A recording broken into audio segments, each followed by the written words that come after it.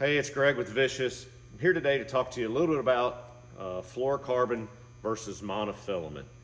These two line types are often compared to one another because they have some similar characteristics, and people always wonder which one's the better one to use. And there's lots of characteristics about the two that are different that do make one better than the other depending on what you're doing. Today I'm talking to you about stretch. There's a myth out there that fluorocarbon doesn't stretch. It's not true. Fluorocarbon stretches just like a monofilament, a nylon line. They're going to stretch out there about 20 to 30%. Our lines are usually in that 25, 26% elongation.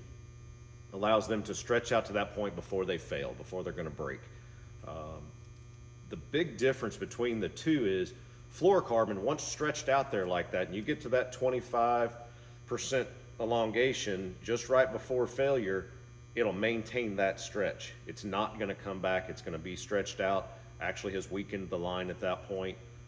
So once you really put that much stress on it that it's stretching that line out, it's now become weaker because the diameter doesn't come back to the same size and keep that strength. Nylon, on the other hand, our monofilament, like our Ultimate or our panfish, once stretched out to that elongation, if it gets to the point that it didn't break but it got stretched out, it'll actually come back, kind of like a rubber band. It'll bring its shape back, and you're going to maintain that strength because the diameter comes back to its natural state, the original state, so it's got more plasticity. It comes back. So that's the big difference between fluorocarbon and monofilament when you're talking about stretch and the capability of the two line types. Nothing wrong with either one. Really depends still on the other characteristics of the line, but when we're talking about stretch, that's the difference between the two.